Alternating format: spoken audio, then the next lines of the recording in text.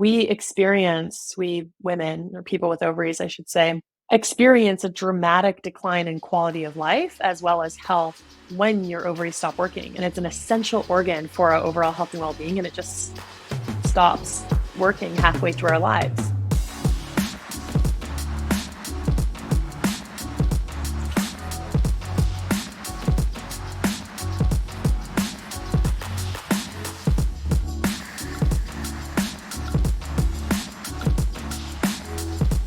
Welcome back to the Fitt Insider Podcast. I'm your host, Joe Veneri. Today I'm joined by Dr. Daisy Robinton. Daisy is a Harvard-trained molecular biologist and the co-founder and CEO of Oviva Therapeutics. In this episode, we explore the future of women's health. We discuss Oviva's plan to extend female healthspan by improving ovarian health. Plus, we talk about the intersection of biology and longevity, developing novel therapeutics, and the impact of lifestyle interventions on aging. Let's get into it. Today's episode is brought to you by EGYM. EGYM provides fitness and health facilities with smart workout solutions built on its ecosystem of hardware, software, and partners. But it's more than cool tech. Their connected training experience delivers business results while helping members reach their wellness goals. If you run a gym, health club, YMCA, or any kind of fitness facility, you should check them out. Visit egym.com to learn more. Hi, Daisy. Welcome to Fitt Insider. Thanks for joining us. Hi, thanks so much for having me. Yeah, excited for this conversation. I think a lot to get into, certainly interesting around women's health and biotech and health span optimization. So to kick things off, could you just give us the intro about your background and also what you're working on at Oviva? Sure, absolutely. So I'm a molecular biologist by training. I've always loved science, and I've always wanted to do work that improve lives, but I've been too squeamish to be a doctor. So I went into the sciences. I got a PhD at Harvard. I also did a postdoc there and, really liked discovering the intersection of developmental biology and aging and disease. And when I was leaving my postdoc, I ended up deep diving into women's health, in part just through, like many of us, a personal journey, wanting to understand my fertility, and then being utterly horrified at the state of the field, the lack of information and resources, the sort of broader problem across women's health, which is that we don't really deeply understand female physiology. And so a lot of today's version of medicine doesn't really serve women. And Oviva really grew out of that inquiry that I had and is an answer to that. We are a biotech company that's dedicated to addressing this huge historical inequity, but also driving research and innovation in the space, and importantly, developing therapeutics that can improve and extend ovarian function with the goal of improving health span for women.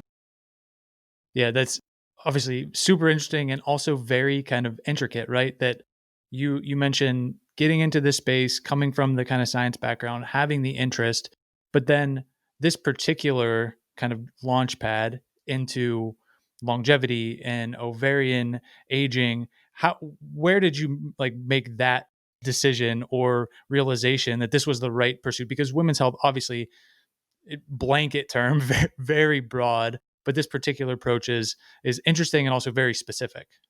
Yes, and a lot of that comes from the scientific lens that I developed, having been in the aging biology space and having sat in a lot of panels and gone to a lot of salons and dinners and events that were focused on aging and longevity. That's sort of the space I was moving into in my scientific career. And when I did this deep dive into women's health, mostly for my own edification and wanting to be an informed, empowered woman of the world, I was really struck by not only everything I said before, like the lack and gaps and everything, but specifically this sort of obvious fact that all women go through menopause. I knew that. I knew that then, but I didn't really deeply understand how important that was, or really the consequences associated with that. And it's not really something that until recently has been part of the public conversation, how people really understand what actually happens when a woman goes into menopause. And I think it's worth saying, related to that 100 years ago, our average life expectancy was 56 years old. The average onset of menopause in the US is 52. So timing of menopause and sort of end of life were somewhat in the same ballpark. Today, women are living into their 80s most often. So that's 40% of our lives postmenopausally. And we women, or people with ovaries, I should say, or people who have had ovaries experience a dramatic decline in quality of life as well as health when your ovaries stop working. And it's an essential organ for our overall health and well-being, and it just stops working halfway through our lives. So I guess that sort of specific thing that you're talking about was really the marrying of my interest in the aging and longevity space and always having a deep desire to drive positive health outcomes and help people live long and resilient lives, paired with the recognition that shouldn't be so hard, should be more obvious, and I think should have been part of the conversation far earlier. But this recognition that for women, there's a dramatic shift halfway through our lives because our ovaries stop working. So it seems it seemed laughable to me actually when the moment hit me that I was like, oh, well, if we care about women leading healthy lives, then an obvious and simple intervention point is helping the ovaries work for a longer period of time and giving us that health span through this one vital organ that just goes kaput halfway through our lives. So that's really where that came from is that kind of set of ideas that really coalesced in that moment in my life. Yeah, the kind of aha moment, and then thinking about how why hasn't this happened? Why is maybe nobody or not enough people working on this? But then I'd be interested to take like the next step. How do you even begin to think about, okay, how do this is how we solve it, right? Whether it's through the research or forming the company or coming together around like this is how we are going to tackle this specific problem given a lot of the unknowns, right? That already existed. Absolutely. Yeah. What's the vehicle? So for me, it was sort of serendipitous. I mean, the story of Oviva's inception was in part what I've already described, and in part having my network in the aging and longevity space. I ended up being recruited into a longevity focused R&D company called Cambrian Bio that's based in New York as a scientist in residence with this hypothesis. I was friendly with the CEO and we met for coffee just randomly one day in New York City. He was telling me about this company he had built. And I said, James, we've both been in this aging and longevity field for a while now, and I've never heard anybody bring up the ovaries, not once, not in a single conversation in any of these rooms. And it's such an obvious intervention point. Like, I don't know why somebody's not doing this. So he recruited me, and then he's like, "Well, why don't you come and join us and explore what's out there scientifically and see if there's something that's translatable that we can bring into the clinic to actually see if this is something realistic." And so I did a bunch of landscaping analysis on what was the state of science as it relates to how our ovaries decline and function over time. And one of the core theses that I had was that our ovarian reserve, which is the number of eggs that a woman has at any given point in time, we know that goes down over time. We lose eggs with each reproductive cycle, with each menstrual cycle, I should say. And what most people don't know is that when a woman is in her reproductive years, she's losing 1,000 eggs per month. You ovulate one, usually, but you're losing hundreds. And that's whether or not you're on birth control. This is something that I think has been the most shocking fact when I talk about it with people that most people just don't know. You're losing thousands and thousands and thousands every year.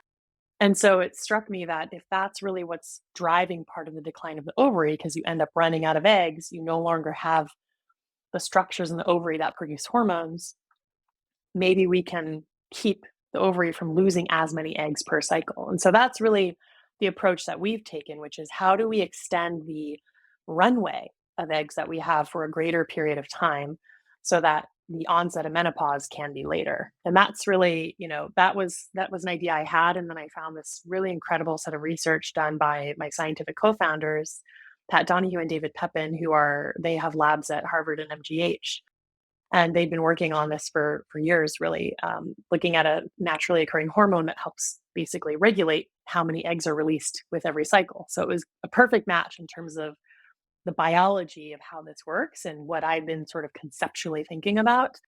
And the rest was history. We started working together. We got our seed funding. That was back in 2021, and we've been off to the races ever since. Yeah, all those pieces coming together. It's hearing you talk about it and having some awareness of the landscape. It's the as longevity and health span and healthy aging all kind of move into the mainstream in a way that they haven't before, along with women's health, as broad a term as that is, obviously we kind of touched on. It's almost like at least to me, because I don't have an expertise in these areas, a black box within a black box of like what's actually happening. It's a black box even for experts, I'll tell you that much. That's something I've learned as we've gotten really in the weeds with some of the experiments we're doing is even with as much as the people that are top of the line know, when we're doing an experiment and we're trying to expect a certain outcome, there's just so much we don't know. It's hard to even predict what will happen. So it's for you and everyone alike. A lot of women's health, unfortunately, is still a black box, but I see that as a really exciting opportunity for obviously learning and understanding female physiology better, but also for innovation. I mean, that's a huge, fertile field to innovate from as we learn new mechanisms and new biology. Yeah, absolutely. And I think that's right down the path of kind of what I was thinking. Hopefully, you can shed some light. I was like, what is actually happening behind the scenes at a company like Oviva when you say got started in 2021 and you had this research, you had the background and the pieces come together of the founding team and the inception? It's like, what's transpiring? Like what is it now to do this research and start to work towards solutions where it's not, I think what a lot of people are more familiar with is you have an idea and you have the deck and you raise funding, then you get out there and you launch the product. And now it's just pulling levers in terms of like optimizing sales and distribution and marketing and partnerships, where it's like, this is a much different thing. Biotech is its own unique animal. Certainly from the standpoint of maybe the more typical company you might talk to on here, we're not a consumer product, right? So the end buyer, so to speak, and the return isn't coming from a user or a consumer. It's generally coming from pharma or an acquirer first, and then down the line, when you get into patients, patients or insurers or whatever are paying for that, and that you get royalties from through the pharma partnership. That's kind of the typical path. But for us, in the stage that we're in, which is advanced preclinical stage, there's still a lot of work that is being done, and most of our focus is on getting ready to go into clinic for our first in human trial. So, when we started back in 2021, obviously, like with any company, the first thing was building the right team out. Women's health is in some ways, unfortunately, many ways, a niche space. So getting folks with the right experience who have been developing in women's health and who have been practicing clinicians or in translational medicine who really understand how do you build a clinical trial in a way that's optimized for success in the space, but also having an understanding of the regulatory landscape and the payer landscape and the fact that for women's health, that's a unique structure that's different from if you were in Alzheimer's or cancer or, what other thing you might think about. So that was a lot of the early days, was getting the right advisory team together to do this well. And there's not tons of people in that space. So we've been lucky to have a really fabulous team come together. That's one of the things I'm most proud of. And beyond that, then there's the actual work itself, which involves, manufacturing of the drug that we're doing, making sure we can do that at scale, getting the right purity in place. We spent a lot of resources and attention on that, which has gone really well over the last couple of years. Alongside that, it's doing the work that helps to establish the efficacy of that drug in animal models that are relevant to the human population that we want to influence. And then, like any other company, it's really setting the business strategy and being adaptive to what are the data that we're getting, which again is less about the consumer and the sort of engagement with a product and really being informed by data from experiments and how things are going to build out the clinical strategy and the longer term strategy. Who are the right patients to go into? What other patient populations can we bridge into? How do we expand into as many people as possible with this novel mechanism that's never had any therapeutic development, but is a super powerful mechanism in biology that's had a lot of interest, but never any development in? So we spend a lot of time doing that and evolving and refining our strategic plans for when we are in humans. How do we do our best to assure we can get an approval by the FDA for this drug? Part of that is also working with regulatory advisors and having interactions with the FDA to get feedback. So it's fun, it's exciting, it's very dynamic. And what I love about it is you have to be nimble to information that you learn as you go, and nothing ever goes the way you think it will ever. So it's science in that way. It's like you have your best guess And then you get the results and you have to say, okay, now that we know this, which is not what we thought we'd get, what do we do with that? How does that feed back into the business and the strategy and what makes sense? Absolutely. It's super helpful context and framework to think about how this evolves and takes shape. And I think at least in my mind, is then the question becomes, as it gets through those stages of research and approvals and regulatory hurdles, what is the optimal or best case scenario in terms of now we have it, it's being distributed, and like this is the outcome that we want? Because, I've kind of seen it framed as prolonging or augmenting menopause, or at least having the ability to delay to some extent. And I've read and seen you talk about potentially what would happen if it were eliminated altogether. So, where are you thinking about this intervention, or at least the first kind of products that are introduced, and how they impact the population? Yeah, great question. We have two products in our pipeline right now. The first is more approaching clinic in a proof of concept approach, insofar as being something that really establishes we can use this therapeutic to manipulate the ovarian reserve, as like the first way to say this is actually something we can achieve with a therapeutic. What I'm most excited by is the second program we have that has that longer term goal of being able to modify menopause in some way. And I think my favorite way of thinking about that actually is to make menopause optional. So I think there's plenty of women out there who, for whatever reason, I don't share this sentiment, but I don't judge it.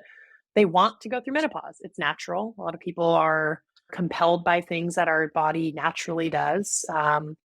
And so if that's something that they want to experience, I don't knock them for it. But I think what is powerful is providing women with agency to choose if, when, or how they go through one of the most important physiologic transitions of their life. And, when contraceptives were introduced in the 70s, it gave women a lot of agency over their reproductive choice. Obviously, in today's landscape, we're having a lot of threat to our reproductive agency, and that's extremely concerning to me. And I think is something that probably will influence the work that we do. But ultimately, what we hope is that we can develop a suite of therapeutics, and more than just one, that allow women to decide whether or not it's appropriate for them with their doctor to fundamentally change their natural course of ovarian decline. I think of that as extending ovarian function, preserving a natural function that our body has, similar to the way that, statins, for example, can be prophylactic for certain disease. And thinking of it that way to just allow our bodies to do what they have been doing normally for longer so we can live the way that we want. And the amount of time they might spend on that therapeutic is really up to them. I think the choice is what's most powerful more than anything else. The Fit Insider Podcast is brought to you by our friends at EGYM. This is an exciting partnership for us, and not just because EGYM makes some of the most innovative fitness products out there, but because the entire EGYM team, led by their CEO Philip, is committed to making health, fitness, and well-being more accessible for everyone. And that's a mission we can get behind. By combining their smart equipment with integrated software and hundreds of connected partner brands, EGYM helps fitness facilities stand out by delivering a personalized, gamified workout experience that improves outcomes and member engagement. So if you're a gym or health club operator thinking about how to best serve your members while driving business results, go see what EGYM is up to at egym.com. Do you see that being a fundamental shift in how we think about and approach women's health?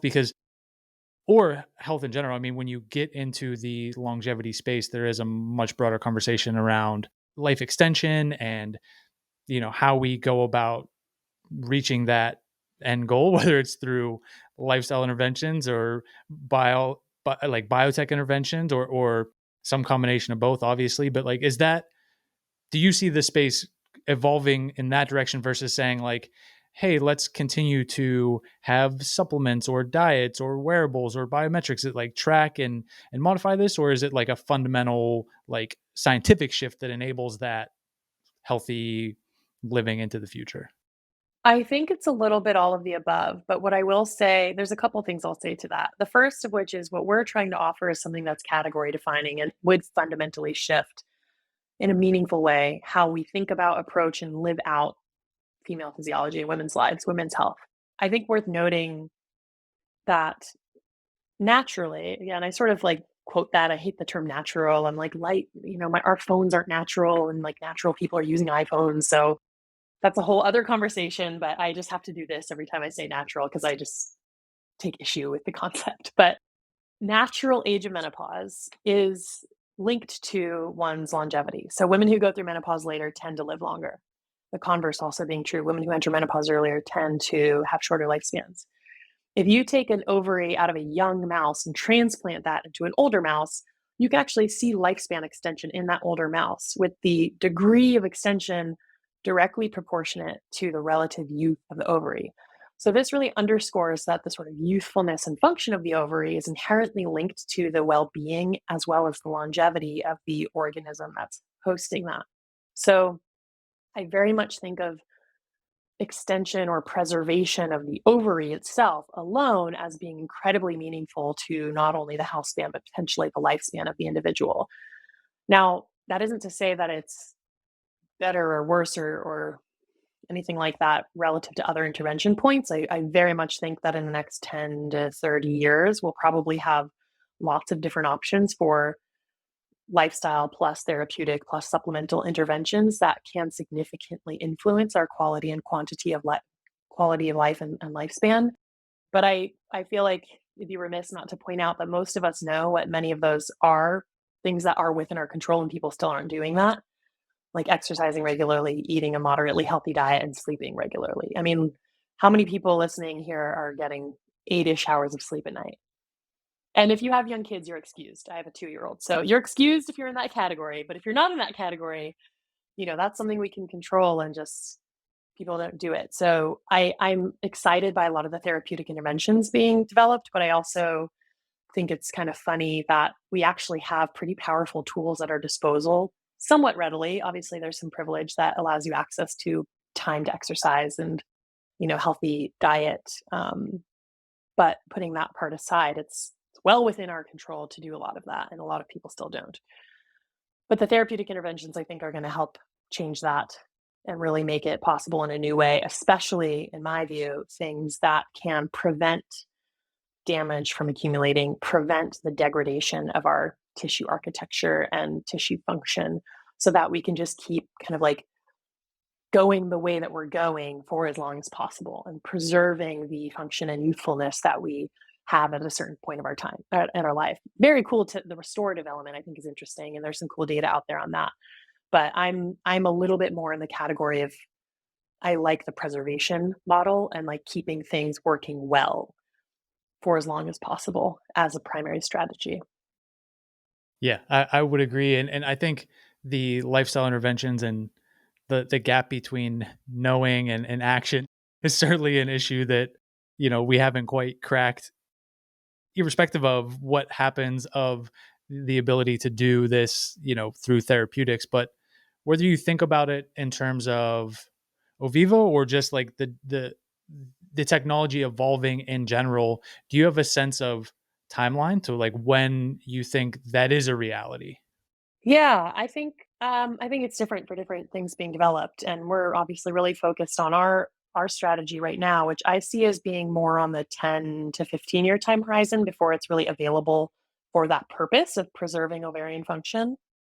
I think there are probably, I mean, there's other things out on the market today that have some reasonable evidence that they're supporting health span and longevity.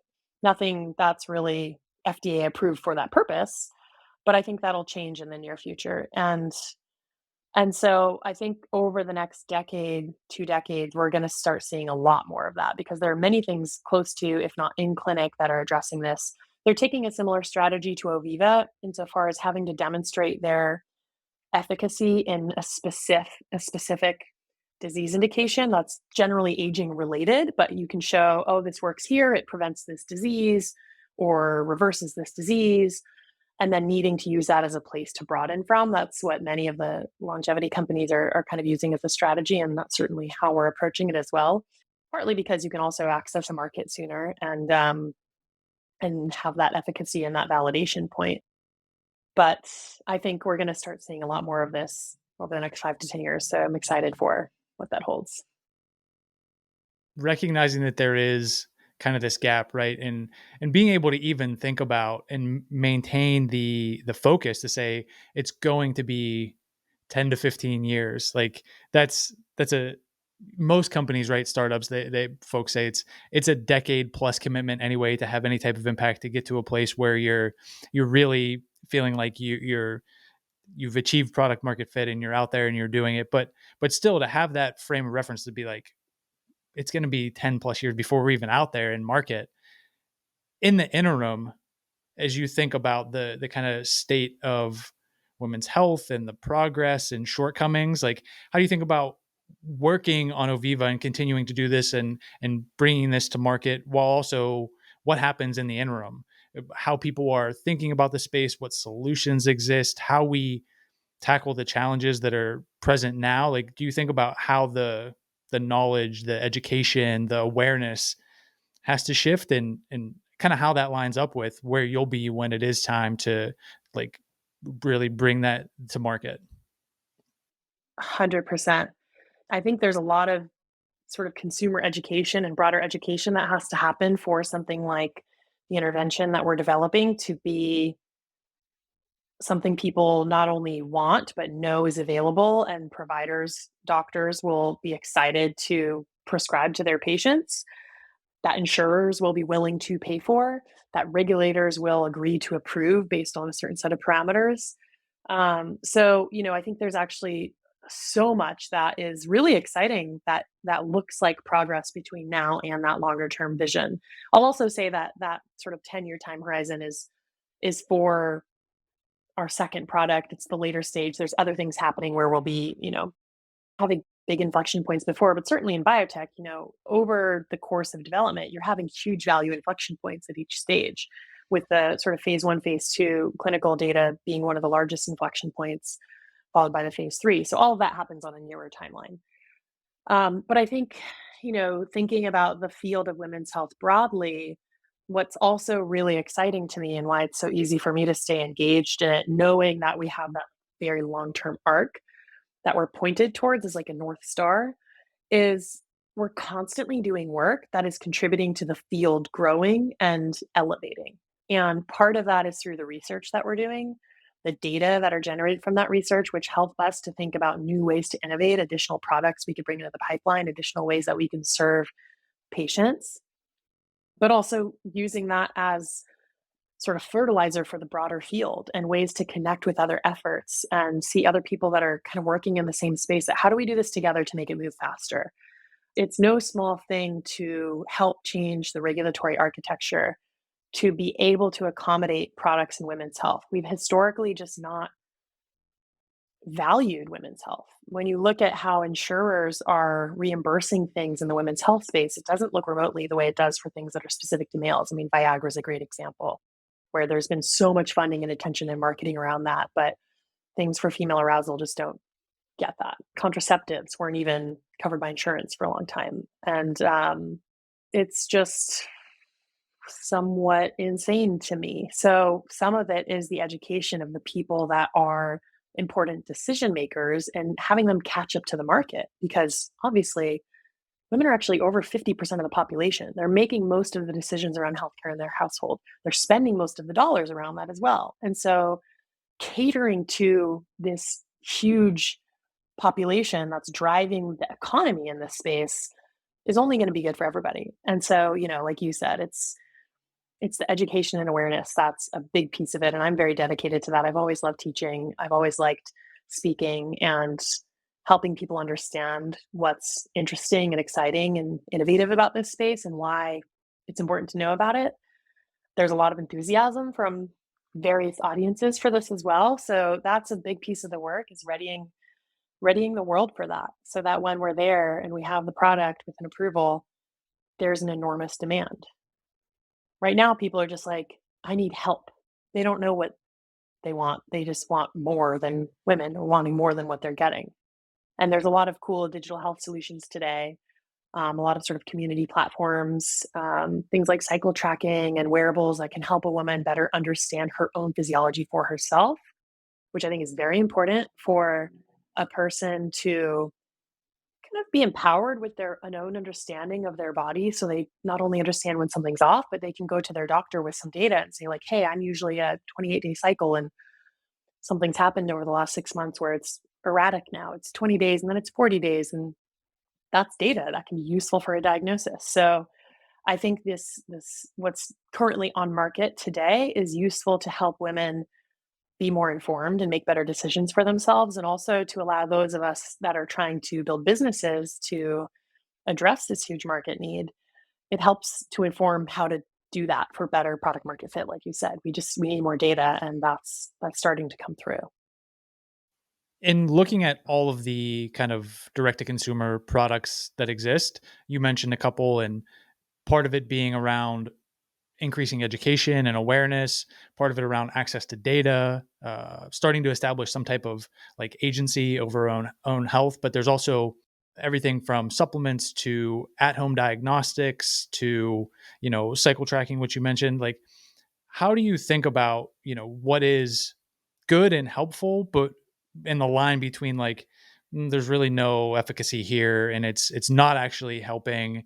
And so we have this like people wanting to take action, whether it's prevention or meaningfully like moving the needle on their own health, having an understanding of like what's genetic and what's biology versus like what's modifiable with like lifestyle intervention, and like how do we access products and kind of proven solutions to actually tackle these problems, from the kind of like research and hard science side is like as as positive as it can be.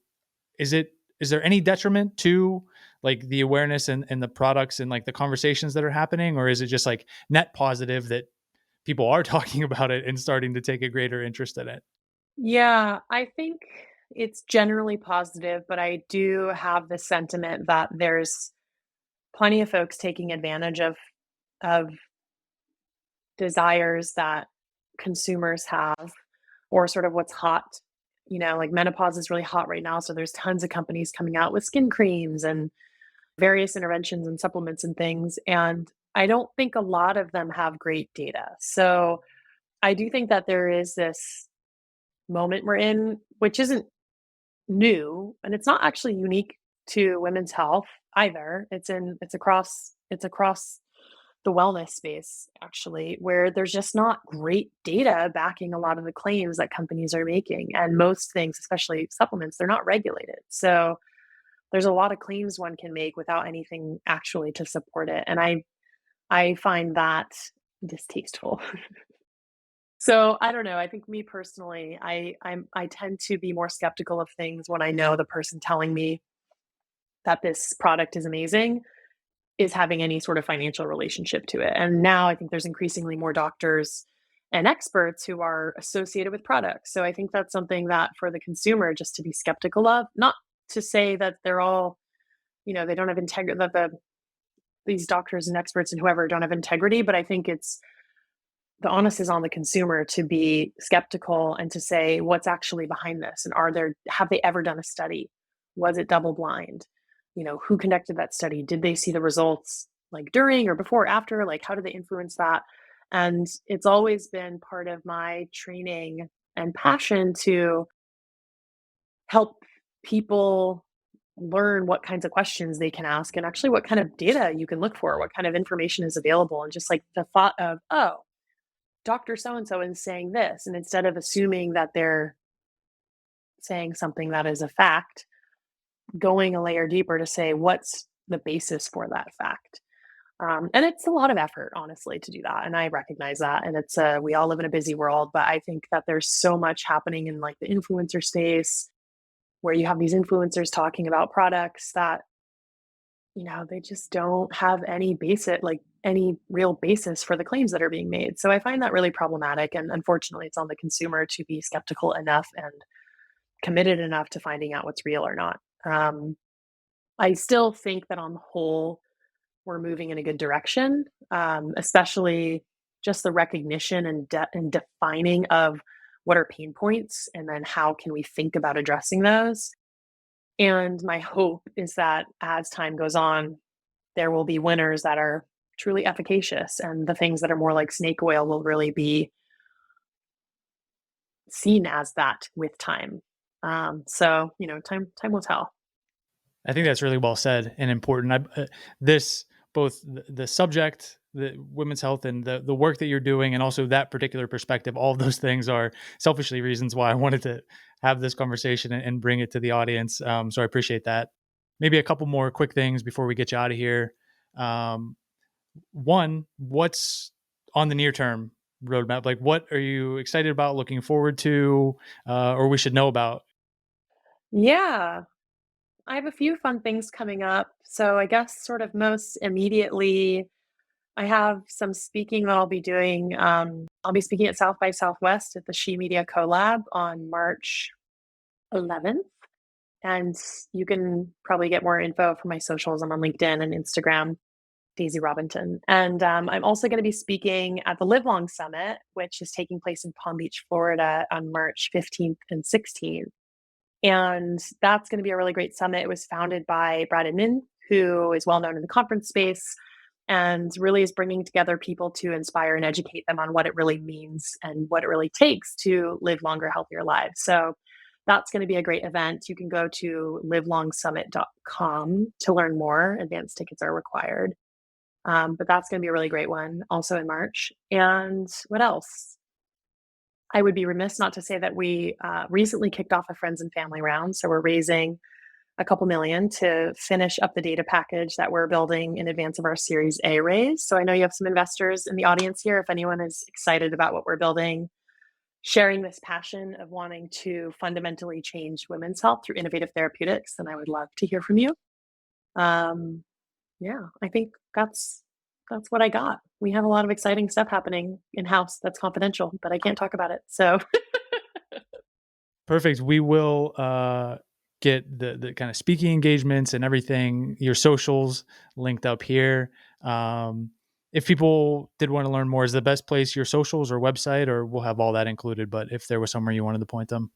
if you want to learn about Oviva, the best way to do that is on our website, which is www.ovivatx.com. Speaking engagements I'll be announcing, if I haven't already, on my LinkedIn page and my Instagram. And then the fundraise, obviously, we don't have an announcement about that. But again, you can reach out to me on LinkedIn or via email, which we can put in the show notes, I assume. But would be happy to share that there. And yeah, generally we share our news on our Oviva page and on LinkedIn. So would love to have you follow along. Would love to have you as part of the journey. It's certainly been really exciting, and there's a lot that's coming around the corner. So stay tuned for more. Absolutely, we will. Thanks for making some time today to share the updates, and we'll look forward to what's next. One more thing before you head out. Help us spread the word. Take a minute to rate and review the podcast, subscribe to the YouTube channel, or share this episode with a friend. And if you like conversations like this, you'll love the Fitt Insider newsletter. We send it every Tuesday. The link is in the description. Thanks again for listening. We'll see you back here next week.